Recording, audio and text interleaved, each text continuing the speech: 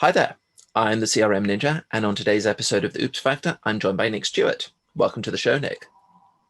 Hi, thanks for having me. Absolute pleasure. How's your day been going? Very busy, thank you. But yeah, really good. I like busy. Busy keeps me occupied. It keeps me challenged, and otherwise we get bored, don't we?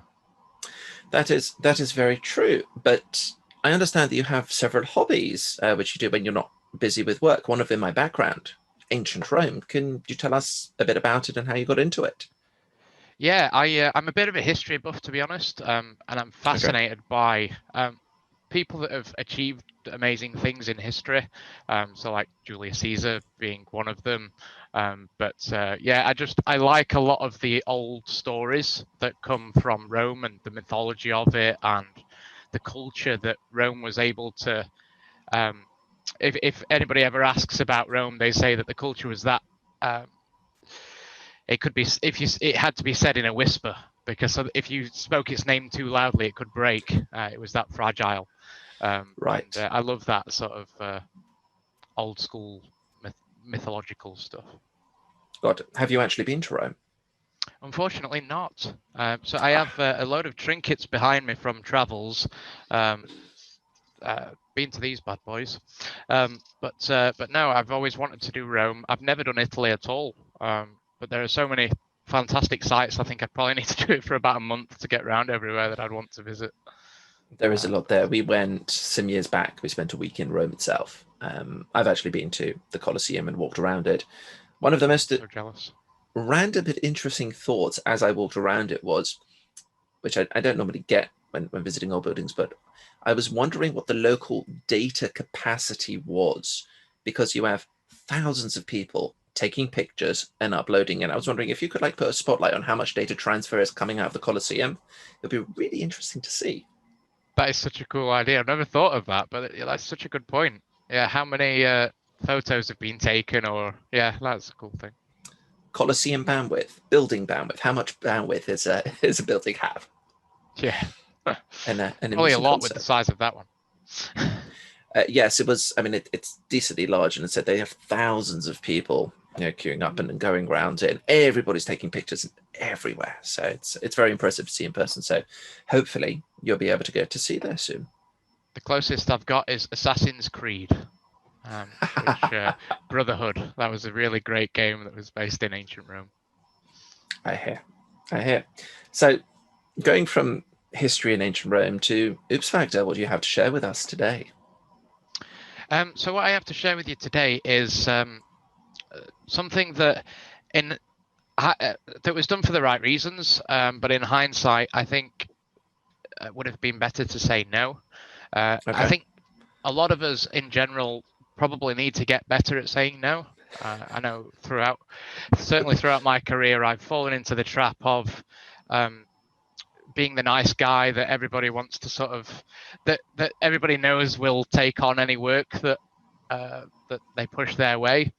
Um, but it can be quite unhelpful, and it can take you quite far away from where you actually want to be. Yep. So if we sort of rewind back to February time, we were we were developing a couple of power apps for a client of ours, and Okay. it looked COVID was sort of on the horizon, and he, the MD of the company, asked us if we would take on a server decommissioning project and get rid of all their tin and put them in the cloud very quickly before sort of lockdown hit and that kind of stuff. Right. And we were wanting to be very focused in the Power Platform and just really in that space and to own the Power App space.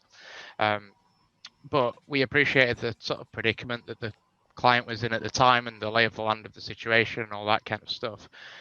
So we agreed to help them with the Okay. best of intentions of they were in a sticky spot. As we Um, all have at the best of times. Yes.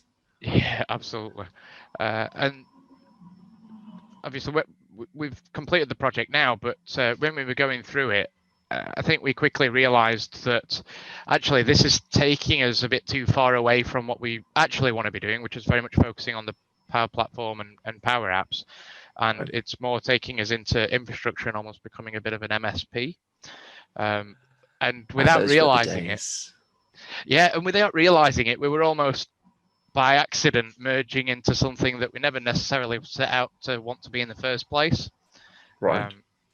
And so if we'd have said no to that and potentially helped them find a local MSP that was great, that could help them with the project that they were needing, it would have allowed us to stay more focused on what we were wanting to do and what we were already agreed to deliver, Okay. and not sort of made a bit of a washer dryer out of us. So we have a bit of a saying of a washer dryer. It's better to have a washer and a dryer than to have the same thing trying to do 50% of each task. That's funny you say that. I always agree with that. I never understood people who had, the two in one. I mean, I understood it from people living in very small spaces, so obviously space is at a premium. But Appreciate that. even when it's combined, it takes longer than each individual one does. Because I know a couple of people had I timed it. It And was it just does both the jobs. It doesn't wash very well and it doesn't dry very well, but it's okay.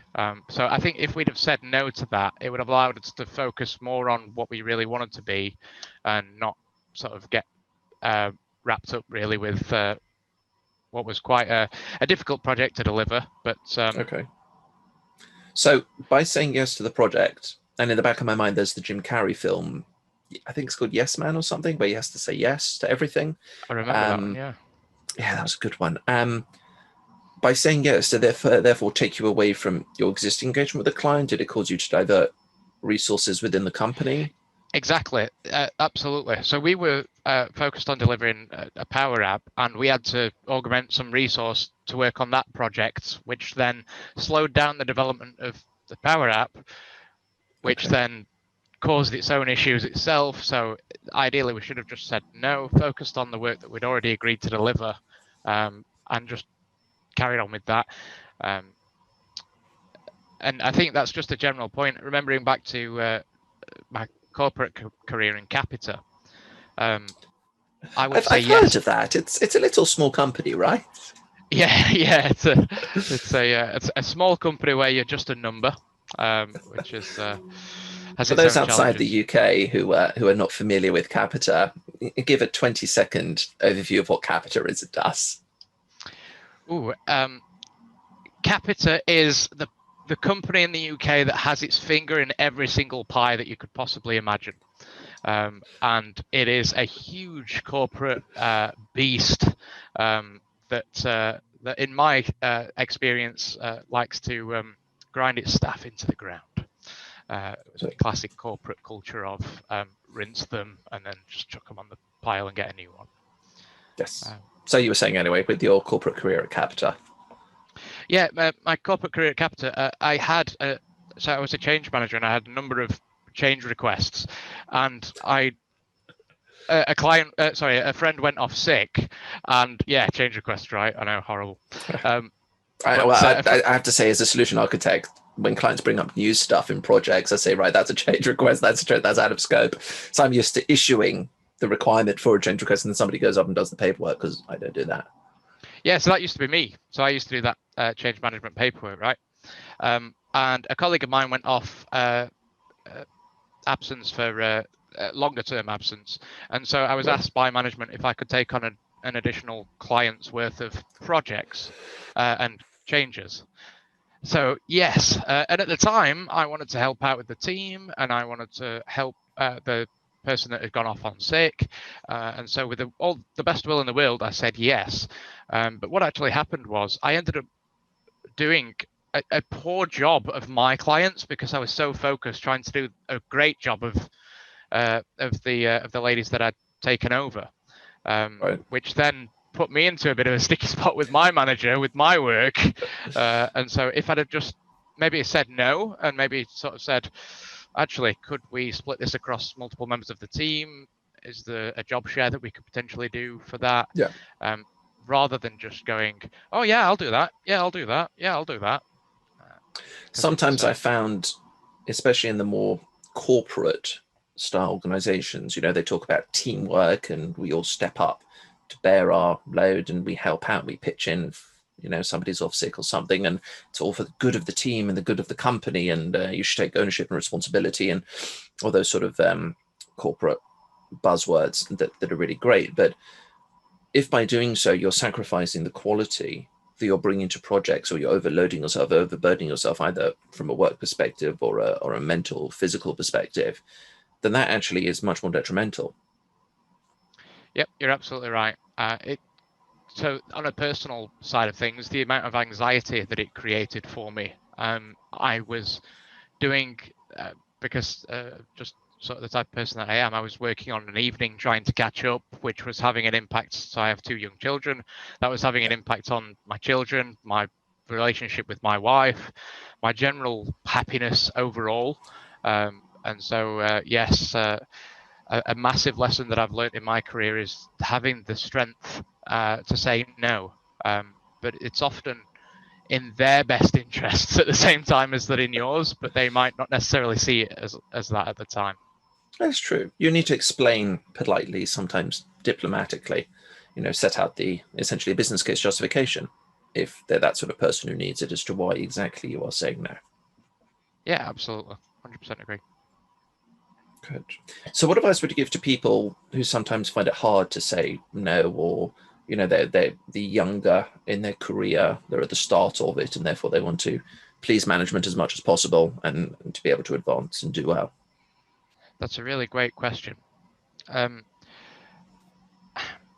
would say try not to make other, as horrible as this sounds, and obviously there's situations where this doesn't fall into play, but try not to make other people's problems your own. We all have our own individual problems that we have to deal with. And sometimes us taking on other people's problems as opposed to helping them work out ways to resolve their own problems is unhelpful for both sides, really. And it's just going to lead to a bit of a sort of negative spiral of for both parties, if you ask me. Yeah, that's really good. Some really good, valuable lessons to learn out of it. I know personally, I also struggle at times to say no, like being able to deliver things and do stuff, but it's at the expense of other stuff invariably. So, yeah, very important, and especially in the current circumstances where practically all of us are working from home. You're not changing environment. You want to show that you're devoted to what you're doing in your work, and therefore you try and take on more to compensate for the fact you're not in person with colleagues or on clients. Just be really, really careful, because the last thing you want to do is overload yourself and just work yourself out and burn out. You raise such a fabulous point. Given that a lot of us are working in isolation, it's not even as easy to be able to see, to turn to your colleague in the office and see that they are potentially under a bit of stress and they are struggling because they've potentially taken on too much.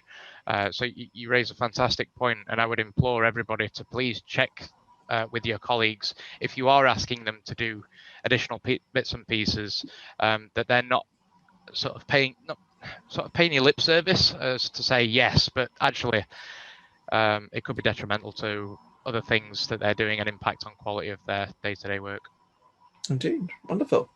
Well, Nick, thank you so much for coming on the show and sharing that. Yeah, no, it's my pleasure. Love the chat. Wonderful. Viewers, we hope that you find within yourselves at occasion the power to say no. But obviously, we'd expect you to say yes to checking out the rest of the Oops Factor playlist, subscribing to the channel, and take a look at the blog. And if you find that you yourself might just happen to want to say yes to coming on the show and sharing your own story, can't resist this, feel free, hit the link in the description below, fill out your details, and I'll drop you a line. Have a great day.